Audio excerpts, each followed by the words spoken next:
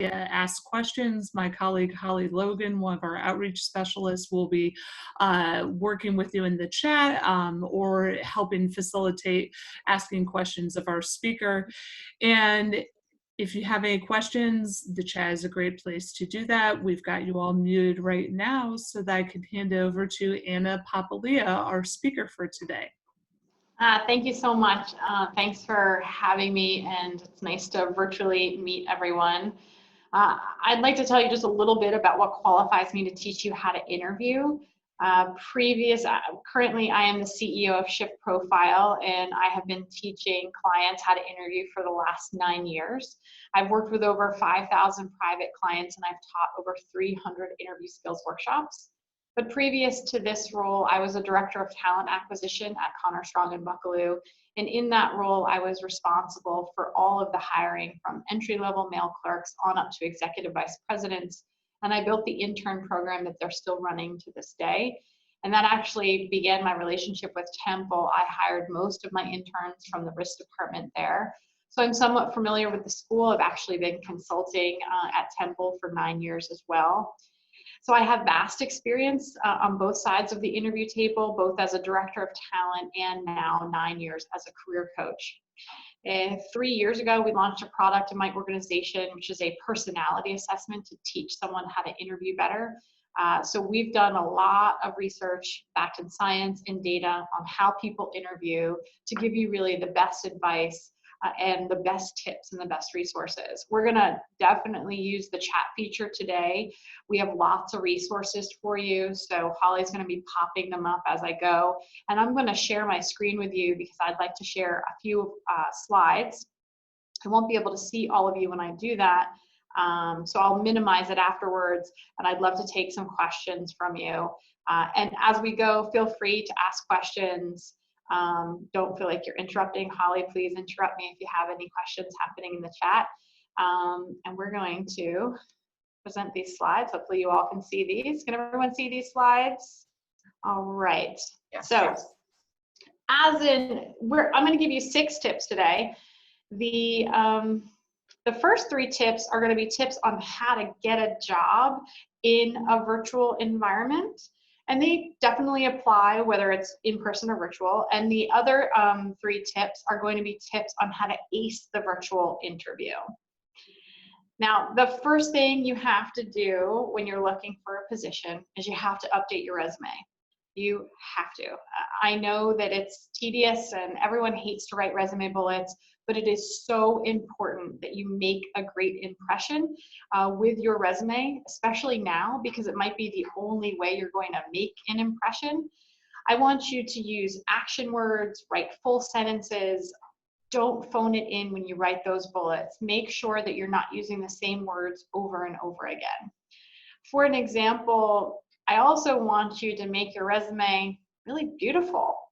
There's a lot of great resources. We're going to add some in the chat feature. One of my favorite is Overleaf. That's how I actually created my own resume. It requires a little bit of coding. There's a learning curve to use it, but it creates really cool resumes. And there are thousands of templates. Another one that's a lot easier is Credle.io. You submit your information, and then you can kind of pop it into as many templates as they have and see what your information looks like in all these different templates, different colors, different designs. So it kind of makes the process more fun. Make sure that you aren't just focused though on it being beautiful. Like I said, use some of the resources that we have on our website. We're going to share one in the chat as well. Top 10 tips on how to write a killer resume. Make sure that you're highlighting the best experience and really think about how you want to communicate this on your resume.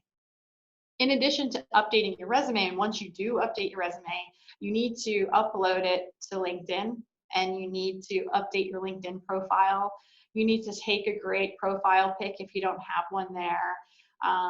LinkedIn is wonderful when it comes to connecting you with people that are hiring. Directors of talent and recruiters all use LinkedIn. So make sure that you've clicked off every setting and that you're posting on LinkedIn and that you're very active. In addition to a virtual impression, Make sure that you update your email address to be a very professional one, your first and last name. I also want you to think about your outgoing voicemail greeting on your cell phones. You're going to be communicating with people just over the phone and over email. So your email address, email signature, and outgoing voicemail message needs to be very professional. In addition to all of that, your virtual reputation is really important. So you should Google yourself. You should check out what you look like to a recruiter when they look for your online reputation. If there's anything inappropriate on any of your social media channels, make sure to take that down and start branding yourself. Put content out there on LinkedIn and sources that you're looking and what you're looking for. And I also want you to utilize all of these things to your benefit. I want you to work your network. Now, your network is everyone you know, but it's also everyone that they know as well, and everyone your parents know. At the end of this, when you update your resume, I hope you send it to everyone with an email that is very clear and specific, that what you want, your major, what you're looking for, what industry you're hoping to work in. Now, this is really important because when someone sees an email that's very vague, what do we all do? We just delete it. So you need to tell someone exactly what you're looking for and ask them if they know anyone in that industry or in that company or in that position that might be able to help you. Request informational interviews with these professionals. An informational interview often leads to a real interview, or it leads to other opportunities. I want you to work your network also because over 80% of people get jobs because of the people that they know. You don't get a job by submitting an application to a website and hitting send and crossing your fingers. I know it's easier, and I know it makes you feel like you do something. You'll even say, you know, I applied to 12 jobs today. I'm sorry, as an ex-recruiter, I'm going to tell you the dirty little secret. No one really looks at all of those resumes. That's why you're not getting any callbacks. The way to get callbacks is to have an internal referral vouch for you and send your resume. And if you don't have anyone like that in your network, connect with them on LinkedIn, utilize your career services, and do some cold calling, or call the recruiters yourself, or send your resume directly to the recruiters as opposed to going through the application process on a company's website. At the end of this process of updating your resume and LinkedIn, everyone in your network needs to know that you're looking for a job and what it is you're looking for, and ask for their help. Also, I don't want you to think of this as stalking someone. I know a lot of people are hesitant to check people out on LinkedIn, but it's expected. When you are a recruiter or an HR person, it is expected that you connect with people on LinkedIn and that they're looking at your information. In fact, you should be going to companies' websites and finding the bios of the recruiting team or hiring managers. Look for their email addresses and directly connect with them. Send them your resume directly. Call them even. They're going to like the persistence, and that goes a long way. So don't be shy and don't think that you're stalking somebody or it feels inappropriate. It is really expected from HR people. Any questions? I just threw a lot of information at you and a lot of resources. We do have one question about the 2 links that you shared, Anna. Do you know if there's a charge for either of those? Nope, they're totally free. They're awesome, they're easy to use, and they're free. Credle is really cool. They might have a premium service, but you don't need it. The resumes that you're building right now should never be more than 1 page, and it's really easy to use. Overleaf is free as well, and they have thousands and thousands of templates. Take your time, find a good one. You could even binge watch something while you're updating your resume using one of those resources. And it makes it easier. Staring at a blank page to write a resume is really daunting. So use a template, it gives you some direction, and a really cool, beautiful template comes out of it. Thank you. Yeah, absolutely. The next point I want to make about getting a job virtually is that I want you to use your resources. know that you are not in this alone and that there are a lot of great resources out there. I have a personality assessment on my website that I want you to utilize because it gives you a 40-page workbook that tells you the impression that you're making in an interview, ways to craft better interview answers, even the definition of what types of interviews there are and what to expect, questions to ask when you get an offer. From A to Z, it walks you through the interview process. So take our 10-minute assessment, get a personality assessment, figure out what you're doing right and wrong in interviews, your approach and style, your strengths and weaknesses, and then all of those workbook sections and all those resources that come along with it, work through those and do those coaching exercises. In addition to those resources that we have on our website and in your shift profile, your career centers are incredible resources. Laura's team here is here to help you, and you have a lot of help at school, even though you can't be there on campus. So reach out to professors, reach out to career services, and use all of the resources that they offer. Kudos to you guys for even being on this call. You're obviously taking advantage of this opportunity, because what you should be doing right now in this great pause, that's the way I like to phrase it. I don't want to talk about it like it's a quarantine or a lockdown. I like to think of it as a pause. You know, the work that you do right now is going to change how you come out of this. So take advantage of that. Do some professional development things. If you don't think that your Excel skills are really on par with someone that you're going to compete with for a job, take some online classes right now. Everyone's doing a webinar. Do some things that will make you more qualified when you do ultimately apply for a position. And your career centers can help you with all of that. Your career centers also have a couple events coming up that I want to mention as well.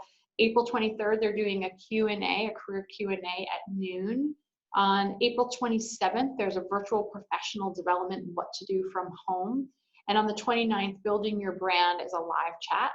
And on May 4th, I'll be back to do a fireside chat. I'll be here, make myself available for a couple hours to take any questions that you guys might have about interviews, how to get jobs, resumes, all that good stuff. So use all of those resources. You are not alone. Another great resource to use is staffing agencies. It might not be something that you're open to, but given the times, it's perfectly acceptable to reach out to some staffing agencies and maybe get a temporary position this summer. A lot of companies are on a hiring freeze. Some companies are slowing their hiring, and they may be just open to hiring a temp, but you get in there, make a great impression, knock the cover off the ball, and do an amazing job, and they'll hire you permanently in 6 to 8 months when all of this really blows over. So stay open to some of those options, get creative, even if you have to diverge a little bit from your preferred career path. I think ultimate, hiring managers down the road will respect your hustle in this time and know that you had to do what you had to do. We all do. It's kind of the theme of quarantine right now. So make sure that you use those resources, get a shift profile if that helps, and reach out to career services and attend a bunch of professional development workshops. Holly, any more questions for me on that tip before I move on?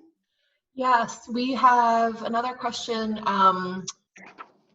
Broadly speaking, for engineering majors, if they've heard, this person has heard that it's better to submit a plain resume, and if you have a suggestion for that. I know Laura's also going to reach out for some career center specifics, but if you had something. A plain resume meaning no color, making it very conservative, I'm assuming. That's what they mean? That's how I interpret it, yeah. I would say that it definitely depends on the career or your industry that you're going into. The resume that I showed you earlier is not a conservative one. And if I were an engineer, I would not use this to apply for an engineering position. In fact, when I do share my resume with some conservative clients, I have a different conservative resume. So if you know that your industry is very conservative, you're not going to do something like this. And there are all these different options on Overleaf and Credle. So there are plain, really conservative ones. I encourage you to do that if you know your industry is expecting that for sure. That's a great question. You do have to tailor your resume to the jobs that you're looking for and the industry specifics. And along similar lines, another question is, do you have multiple copies of your resume for different companies and positions? Are there times when, well, you already answered the colorful resume not appropriate, but so do you have multiple copies of your resume for different companies and positions? I think they made you change your resume for different positions, rewrite it. Yes. Yeah. No, don't do that. Your resume is a legal document, number one, and it's really hard to write a great resume. You should not be changing your resume for every job. That's what a cover letter is for. So write a great resume, it's a highlight reel, write about your technical expertise, use action words and full sentences, and you don't have to change, your past isn't gonna change depending on the future position that you want. What does change is that cover letter. So write a great resume that stands alone as a record of what you did in the past. And the cover letter addresses what they want in this future position. And you pull out some things that make you a great candidate for the role, some of your personality traits. There's actually a cover letter template in our shift profiles. So use that to write a great cover letter, and that's what you change for every job and every company. But if you were to change your resume every time, no, no one would ever get a job. It would take too long and it would be too hard. So don't worry about doing all of that. All right, so I'm going to move on to the next section here. So those are the 3 points and the 3 tips to how do you succeed, or how do you get a job in this virtual world. Now, I want to talk about how you succeed in the virtual interview. I would say that one of the things that students and clients don't do that they should, that affects their interview greatly, is that they don't prepare. Preparation leads to confidence. And I know that some interview styles tend toward not wanting to prepare because they feel like they're more fresh, or they feel better if they wing it. As a career coach that has interviewed over 5,000 people, I will tell you right now that no one does better on the spot. No one does better when they wing it. You always do better when you prepare. So I want you to access the resources that we talked about. I want you to discover your interview style. And I want you to think about these interview questions before you get into the interview. Because if you think about it, an interview is a set of questions about you. And if you can't answer them ahead of time, you're not going to do a great job in the interview when you're nervous and intimidated by the person asking you questions. So take the time ahead of your interviews, even before you even get interviews, and ask yourself some of those big interview questions. What's my weakness? Why should someone hire me? And try to answer that big question, which intimidates a lot of college students, which is, tell me about yourself. How do you answer this question? So I'll give you some tips. Tell me about yourself is so open-ended that it makes students and people really scared and nervous. They start to think, where do I even begin? What do I talk about? Do I go all the way back to birth? Do I just talk about my current stuff or what I want after graduation? So let me give you a formula. The formula is, for an elevator pitch or to answer this question, you need to tell me a little bit about your past. And when you're in college, that's a good place to start. Why did you come to Temple? Why are you majoring in what you're majoring in?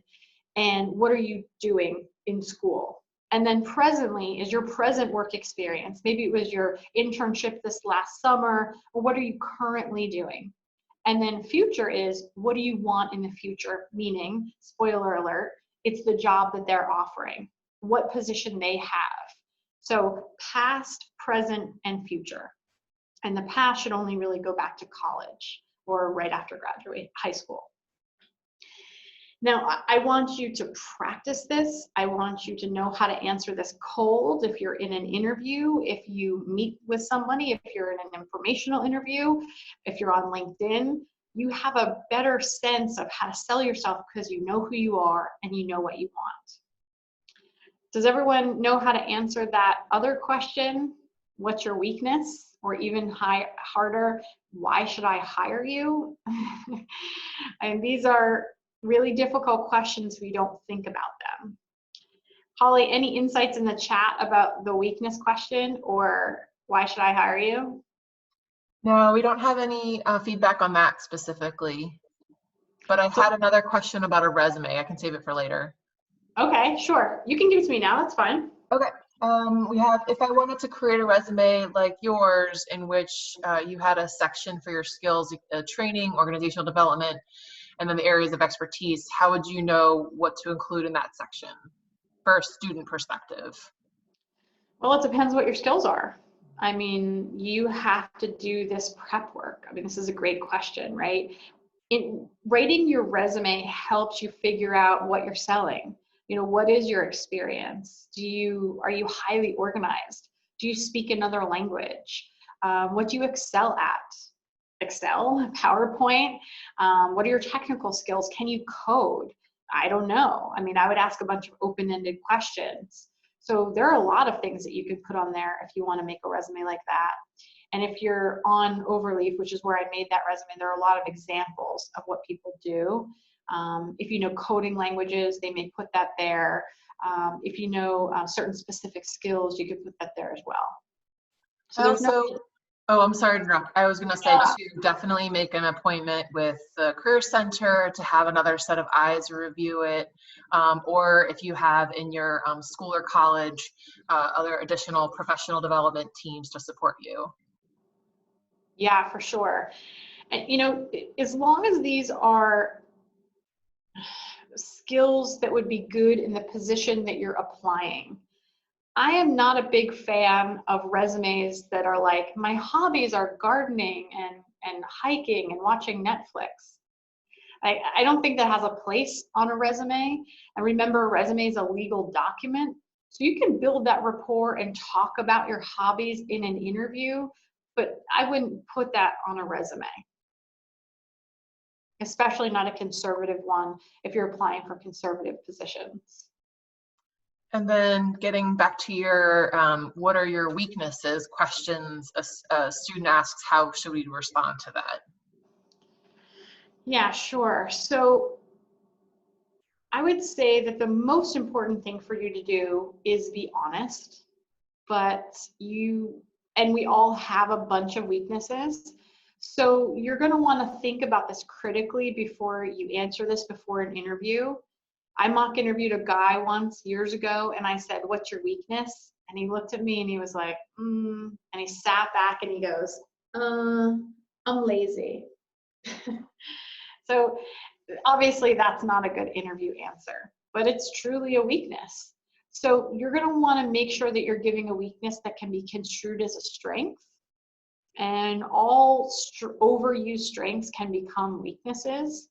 And think about how you want to phrase this. If you're hitting a dead end and you can't really think of some, think back to feedback you've gotten from professors, old bosses, your parents, your boyfriends, your girlfriends. I'm sure they have great insight into what your weaknesses are. If I were to answer this question, I would say that my greatest weakness is that I am really, really impatient, like the most impatient person you'll ever meet, which makes it really difficult to work for me, with me, live with me. And it's made my job harder because I have to manage my expectations in a different way. But it also makes me really driven. I'm goal oriented. I get everything done and I'm a driver. But I've had to learn that some of the best things in life require a lot of patience that I don't have. So I've had to learn to tap into other people's levels of patience and partner with people that have different levels of patience. What I hope you hear that I did there in that answer is that I was real, I was honest, I was vulnerable, but I also showed not only was it a weakness, but how it could also be a strength. Because if you think deeply about your weaknesses, you'll see that there is a strength component, and that's what I want you to leverage in the answer. But please, whatever you do, don't say that you're lazy or a procrastinator or you don't like public speaking or you're a bad speller. Those are just bad answers. Come up with something better. Think deeply and think about feedback that you've gotten in the past.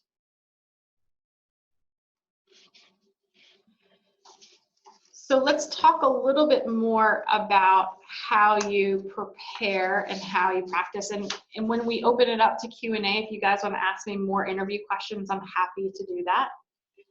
The next phase of getting ready to interview and nailing that virtual interview is to practice. You know, if an organization is going to interview you over Zoom or WebEx or Uber or whatever they use, ask them for access to the software ahead of time and do a dry run. Having experience with the software is going to make you feel so much more comfortable and you'll feel less nervous. Practice it with a friend, with a family member. Even practice a mock interview. If you don't have a friend, use your own phone and record yourself and watch it back several times. The goal of a mock interview or practice is to get it out of your head into your mouth a couple times so you start to feel what it feels like to be on the spot and answer these questions. I do not want you to prepare a script. And just because you are being virtually interviewed does not mean that you can read off a script.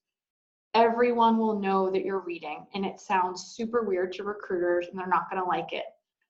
But you can have notes. So if you are going to have notes, make sure that they're bulleted points that you just make sure that you hit, and practice them ahead of time. Practice the whole setup.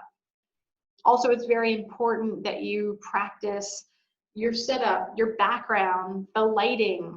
Make sure you give everyone in your house a heads up that you're going to have an interview. If they could leave for a walk, that would be great, so you have some quiet time to focus. And make sure that you are trying harder. I know that this is a really stressful and hard time, and I'm just going to say it. It is the elephant in the room. Virtual interviews are harder. Virtual speaking engagements are harder. I can't pick up on the energy in the room. I can't see any of your body language, your nonverbal feedback. So you're going to have to try a great deal harder. And you're also going to have to try harder to make your impression known. You have to smile bigger. You have to talk louder. You have to be very specific because nuance isn't picked up in the same way as it is in person. But then there are some other great things about interviewing virtually as well. You only have to wear half a suit. Like, you only have to get dressed up from the waist up. Like, case in point, I'm wearing jeans. You are going to be home or in a place where you're very comfortable, and that's going to make you feel much less nervous than if you were in person in front of an intimidating executive in a boardroom. So know that all of these things are kind of going against you, but then there's some positives, and all of it will equal out if you practice, do a dry run, have a mock interview, practice interview questions, and be prepared. Holly, any questions before I go over the last point?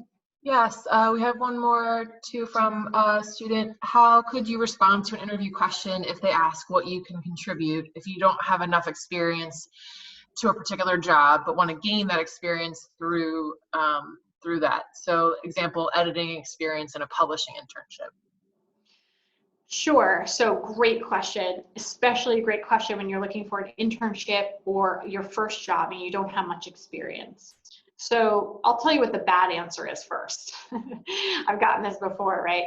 So tell me about your editing experience, and the client, the candidate will say something like, I don't have any. Where do you go from here if you're interviewing somebody? So what we're looking for is, just because you don't have editing experience in a professional capacity, we want to hear about your editing experience at school or volunteer work, or maybe you've taken on a hobby, or maybe you do it for free just so you have the experience. So tell me about those experiences. If you don't even have those experiences, let's say the question is different. Let's say they say, tell me about a time you dealt with a tough customer. And you really never have. You've never been in a client-facing role. You don't know how to answer this. You can't just say, I haven't, next question. Instead, the better answer is, well, I have never actually had experience with a tough customer, but if I were to, this is how I would handle it. I think the best thing to do with an irate customer would be to first listen to them. And I'm also very open to the training that you're going to provide. So I would think back to any of the training that you had given me. And then you give examples of what you would do hypothetically in that situation. So give examples of work that aren't necessarily professional. And then number two, make sure you're answering it, even giving a hypothetical answer. Like I haven't had that experience, but I imagine if I did, this is how I would react, or this is how I would do it. Great. And that's all I have for now.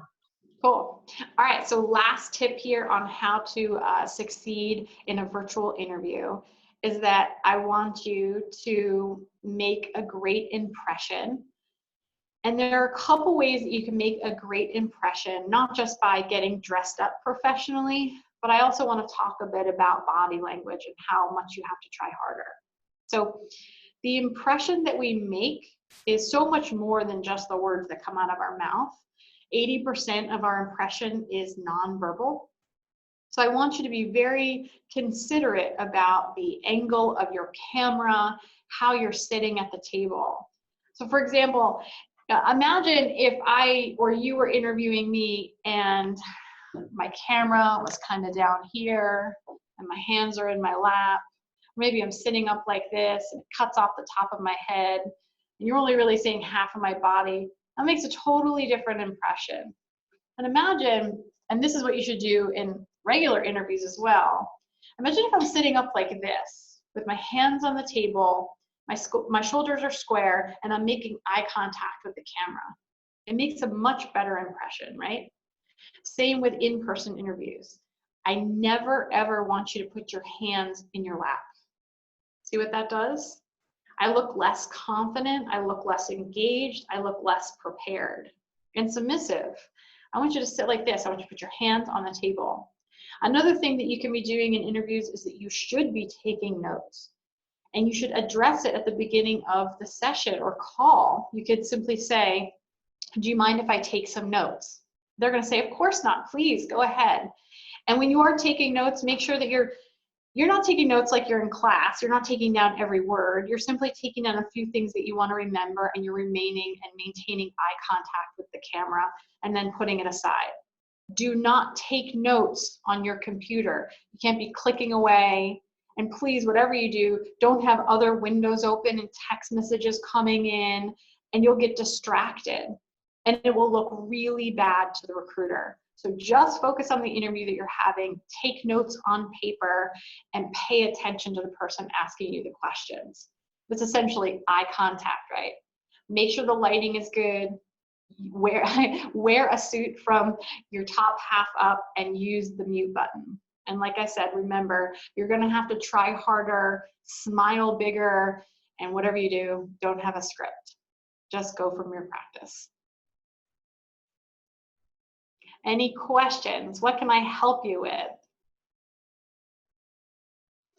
If you want to type a question, feel free to use the chat. If you want to ask it out loud, let me know and I can unmute you from there. Does anybody have anything? Oh, I have a question. So, not from an attendee. How do we answer? Why should I hire you? Yeah, this is a tough question, or at least people think it's harder than it actually is. So most oftentimes when I ask this candidate in the past, why should I hire you? They really fumble around this answer. They get intimidated. I'm essentially saying to them, why should I hire you and not these 10 other people? And they'll fumble around, and then they ultimately will just regurgitate their strengths again. Well, you just told me your strengths. You're telling me the same thing. Think about what they're asking you in this question. They're asking you, why should I hire you? What does that mean? That means, how are you different than everyone else? You have to think about this. What is your unique value proposition? Why you versus the competition? So what do you have to add? Do you have something interesting? Do you speak another language? Are you from another place? Have you come to this major from a different major? Do you have a unique perspective? Are you really driven, highly organized? What is it? And then I want you to hone in on that. So remember, when they're asking you this question, they're asking you, what is your unique value proposition? Why you versus everyone else? And next we have, what do you think an email signature should include? Your name, your phone number, your email address. Basta. That's it. Nothing else. No quotes, no pictures. That's it. All I want to know as a recruiter is how to get a hold of you. There's your email address. There's your phone number. While I'm on this, I want to say a pet peeve of many recruiters, and it used to be mine, is that you have to have a professional email address, like I said, but you also have to have an outgoing voicemail greeting on your cell phone, and you have to check your voicemail messages. This is really important when you're looking for a job. Recruiters will call you and leave you a message. Some companies will text you. It's getting more common, but the preferred method of communication is email and a phone call, especially if they're going to make you an offer. You don't want to miss an offer call because you haven't checked your voicemails. All right. And next we have, what if you want to volunteer to gain experience before applying for a possible internship? I'm sorry, Holly, I didn't hear that first part of that question. Okay. What if you want to volunteer to gain experience before applying for a possible internship? What if you want to volunteer before you get an internship? I guess I'm unclear what that question means. Tori, would you be able to elaborate? I just unmuted you. Basically, the question is, suppose you are interested in something, but you don't have the necessary experience for that. Like, I was using the example of editing for a possible internship. Like, let's say you don't have that kind of experience yet because you didn't think about it at first, or maybe you had a sudden change in goals for what you want to do. So what if, say, you want to volunteer so you can have the experience for a future job or internship? How do you get that how do you become that persuasive in a way? I don't know if there are many volunteer jobs that are editing jobs. So if we're going to use editing as an example, I would get the experience through school, and I would obviously try really hard to get the experience through a job first. But if you can't, if you could volunteer for someone, a writer or someone that you know, to edit some things, it's better experience than no experience. But I want to speak to something that you said that's really interesting to me. You said, you know, you don't have the experience that you think you need. So we're using editing as an example. But what do you mean exactly? What was your last position?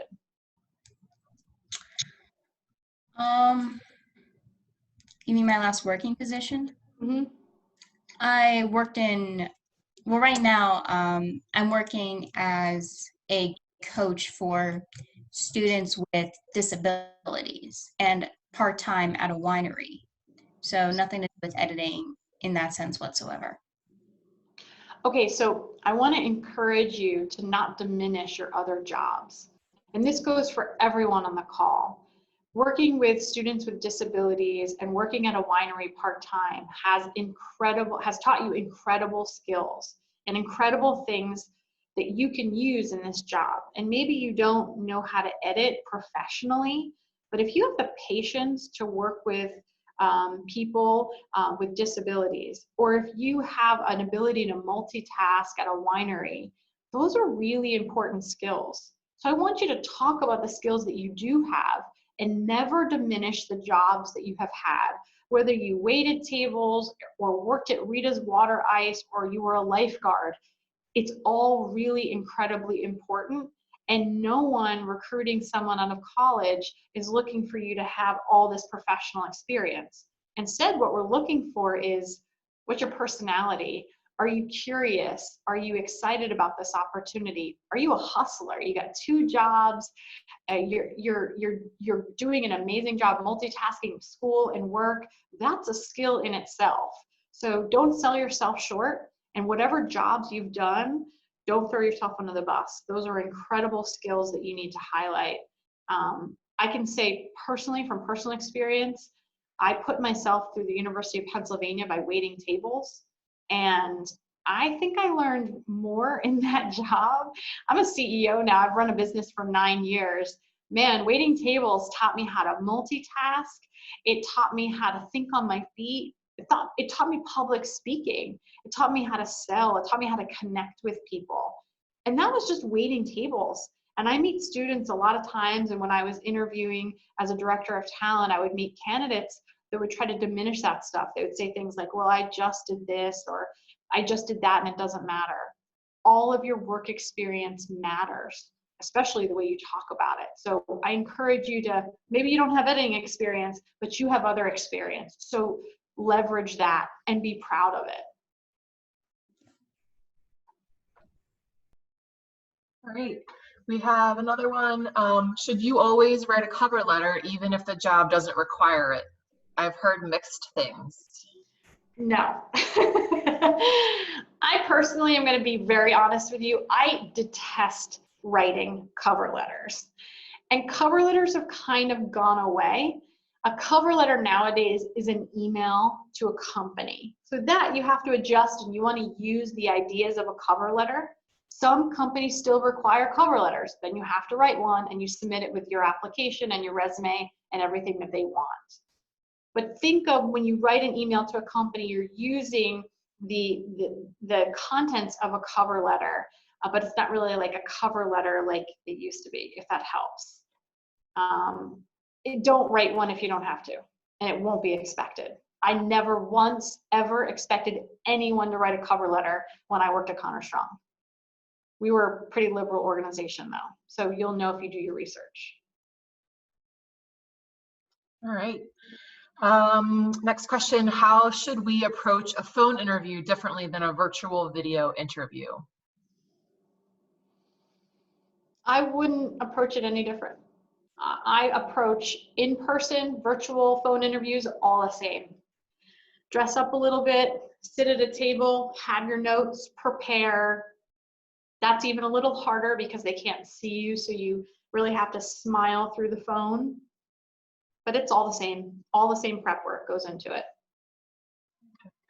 And then I see, given the nature of the economy, any tips on negotiating salary or benefits? That's a good question. So let me tell you what my advice is pre-COVID, and then we'll talk about post-COVID. So I encourage everyone to negotiate, always. What's the worst that can happen? They're going to say no.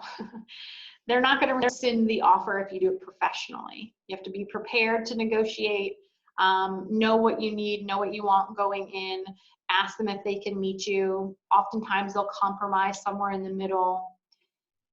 I think you should always ask, always, 100%. Now, post-COVID, with a slowing economy and feeling as though you're just happy to get a job, I still think you should ask the question. I still think you should say, when you get an offer, let's say a recruiter calls you, makes you an offer and says, we'd like to hire you for a full-time position starting after graduation, making $55,000 a year. You should still say, wonderful, thank you so much, I'm really excited. Is this negotiable? And they may say, no, I'm sorry, I wish it were. And you'll say, okay, no problem, just checking. Yeah, I'm super excited, I accept. And that could be the way the conversation goes. But it gives you a sense that you've advocated for yourself and you know that you've gotten the best offer. Because there are still companies that are going about business as usual, albeit virtually. There are a lot of organizations that are making a lot of money in this time. And also a lot of companies, it is their policy to lowball you on an offer. So you might as well ask, is it negotiable? See what happens. All right. Also, Laura, yes, here, I'm going to unmute you. Please talk about a little bit the AAUW resource. Sure. Hi, everyone. I just wanted to point out for questions about salary negotiation or just getting yourself more comfortable asking that question, getting yourself a little bit more versed in how to understand market value and what kinds of salary you might be looking at or looking for. In the online resources section of the Career Center's website at temple.edu/career center, there is a link to something called the AAUW Start Smart online course. And that is a free online course anyone can take at any time to work on salary negotiation. I'll include that link in the chat box too, to our website that sends a bunch of, the virtual. There's a follow-up here in the chat. When you ask if it's negotiable, is that really just about salary? If they say no, can you come back and ask if it's possible to get a different benefit package? Yeah, absolutely. A very insightful question. Often we just focus on salary when we talk about negotiation, but your salary is only part of your package, usually about 70%. Your health benefits, vacation time, bonuses, sign-on bonuses are all negotiable. And most organizations are actually going to be more likely to give you those other things if they don't want to adjust your salary. So if they say, no, we can't give you $5,000 more on your salary, you can ask for a sign-on bonus. You could ask them to reevaluate your salary in 6 months. You can ask for more PTO. Time is money. So ask for a week of PTO if they don't want to give you extra money. Companies will be more willing to do that than give you a higher salary. A little bit higher up in the chat, there was a note: when emailing a resume to a potential employer or recruiter, what should you include in the body of that email? Just a brief explanatory sentence, almost like a short cover letter? Yeah, I would talk about your interest in the position, why you're excited about applying for this company. If you've done your research and you've connected with this person on LinkedIn and you see you have something in common, try to make that personal connection, bring that up in the email. It is really just a short cover letter, why you're a great fit for the job, maybe aspects of some classes that you've taken or something that you've done at school that would make you particularly well suited for this job. Put that in the email. Anything to catch the attention of the recruiter. As a previous recruiter and director of talent, I can tell you how many emails you get, and the boilerplate ones that don't have any real personality, or it feels like someone just copied and pasted this email 100 times, is not going to get my attention the way a personalized one does. So take your time and write great emails. And then another one: how would you suggest going about obtaining an informational interview if you don't know anyone at the company you would like to work at? LinkedIn is a great resource. Connect with people at Career Services. Any alumni of Temple will be more willing to help you. And then if all of those are dead ends, cold call. Pick up the phone and call people at that company. Everyone has a website, everyone lists phone numbers. Even if you simply call the 1-800 number and tell the corporate gatekeeper that you're interested in talking to somebody, that you're a senior graduating and you're looking to get more insight into that industry, they'll connect you with somebody. Everyone wants to help people. There is such a thing as a helpfulness high. And if you are really genuine and tell them what you're looking for, I just want to get some more information. You could even say, like, I'm doing this as a project, or working on this for a senior project that I'm working on for school. I have to do some, informational interviews to get some more interest in my industry. People will help and people will call you back. And then that will lead to other opportunities. Great. That's all the questions I see in the chat, unless anybody has anything else. I want to also make note that I'll be following up after this presentation to email everyone the recording and the slides. You'll have them to refer to later for support, and in all the links that Anna shared as well. Oh, there's a question. Is it advisable to send an email to the director of a company to see if they have any job opportunities, adding your resume and cover letter, or is that frowned upon? Oh, I would always send my resume directly to the decision makers. Decision makers, hiring managers, you get their email address, send it. I don't think, no, it's not frowned upon at all. No, email them, call them, reach out, be proactive. Ultimately, you have to put yourself in the shoes of hiring managers. If they have a role open, they'll be excited that they have a resume. And if a recruiter's job is to fill jobs and you're a candidate raising your hand and sending in your resume, they'll be grateful. Now, recruiters spend a lot of time and money on sourcing candidates and getting candidates. So if you call me directly and have an honest conversation with me about your skills and what you're looking for, that's very much welcomed. And send an email. Send an email to everyone that you know and everyone at a company where you want to work.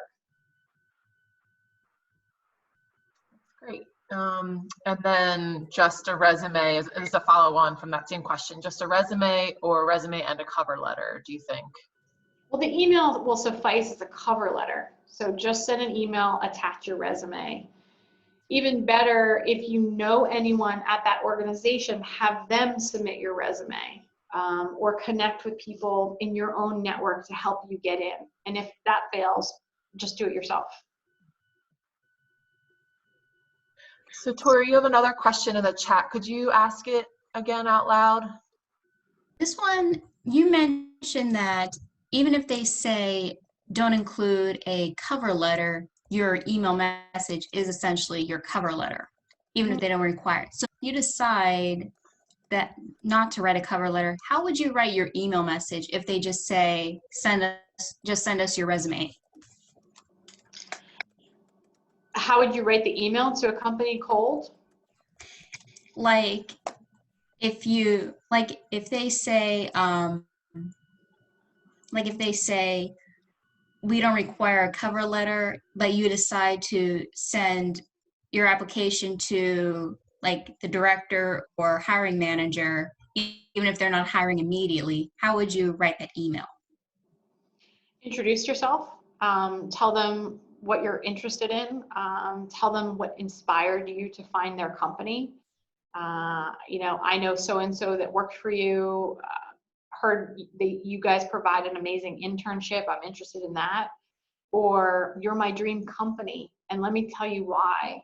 Your mission around doing X, Y, and Z really resonates with me.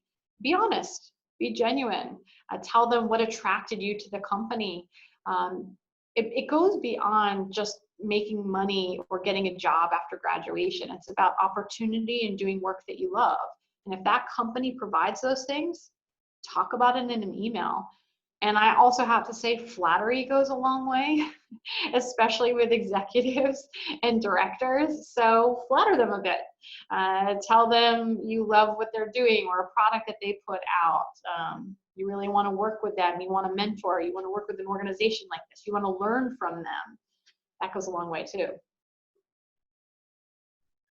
All right, so I'm gonna wrap that part up, and we're gonna, like Anna announced earlier, she's gonna be back to be available on May 5th in the afternoon.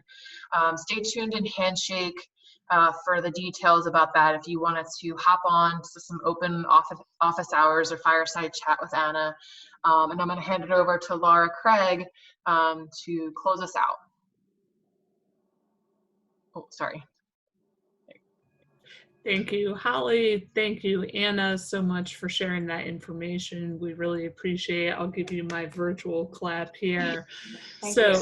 Thank you. We really appreciate that perspective. And for everybody that's on the call, please reach out to the Career Center. I would normally be telling students in person that we are here over the summer, we're available, and we do want to help. If we don't hear from folks, we don't know how to help you reach whatever your goals may be right now, whether it's internships, jobs, figuring out volunteer experience, or just figuring out how to interview better, as we've learned today. So again, you can always log into Handshake, book an appointment with a career coach. Our contact information is updated on the Career Center's website, so if you need to reach out directly to someone, don't hesitate to be in touch. And we wish you all well and hope that you are all well also. Thank you. Thank you, Anna. Yeah, thank you so much for having me. Good luck, everyone. Thank you. All right, have a good one, everyone. Have one.